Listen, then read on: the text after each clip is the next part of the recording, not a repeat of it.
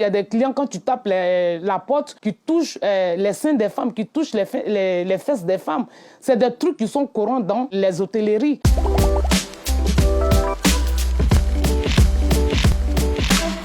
Wow!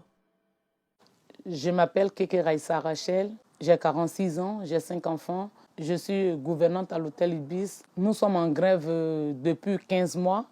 Moi, je ne suis pas née en France, je suis arrivée en France en 2000. Comme je dis toujours, je suis fière de le dire, mon grand-père a combattu pour la France. Donc, quand je suis arrivée, l'accueil, tout ça, franchement, la France m'a tout donné. Mais au niveau protection, non. Je pensais qu'il y avait vraiment des droits en France pour protéger les salariés, mais je vois que... Franchement, je me pose beaucoup de questions. Est-ce que ça existe ou ça n'existe pas? Il y a toujours de l'harcèlement moral dans le travail des femmes de chambre parce que l'harcèlement, on te met la pression, tu es obligé de finir chambre. Il y a les chambres qu'on appelle prio, c'est-à-dire le client a besoin de la chambre à midi, il faut speeder.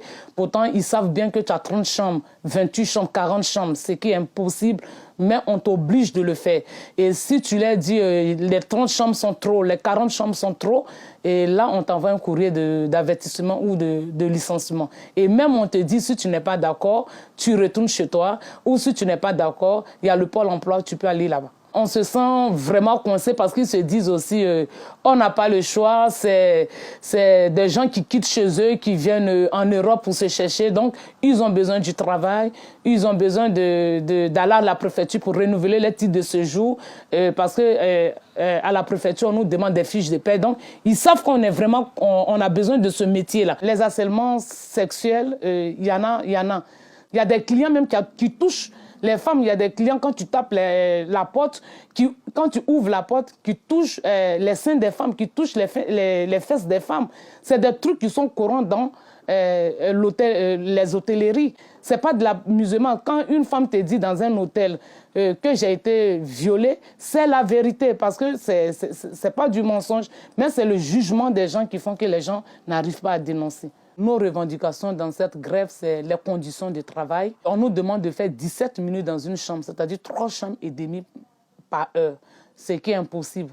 Je frappe la porte 3 fois pour voir s'il y a le client dans la chambre. S'il n'y a pas le client dans la chambre, je rentre, j'arrête la chambre, j'ouvre tout, j'enlève tout ce qui est sale. Tout ce qui est sale, c'est-à-dire drap sale, serviette sale, poubelle, tout ce qui est sale. Et quand je finis, je fais le lit. Après, je rentre dans la salle de bain, je fais tout ce qui est des toilettes, lavabo et baignoire.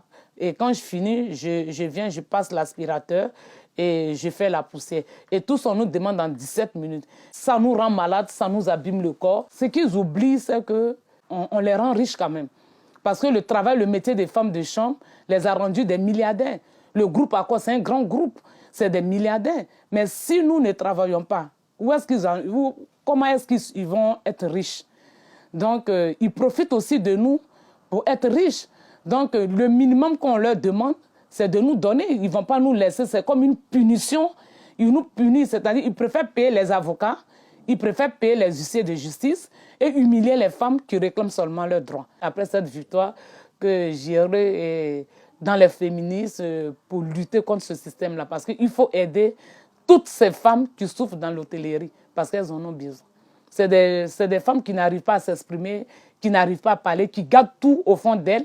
Mais quand tu t'approches d'elles, tu attends des choses et tu te dis waouh, c'est-à-dire tu es étonné parce qu'il y a des choses qu'elles traversent.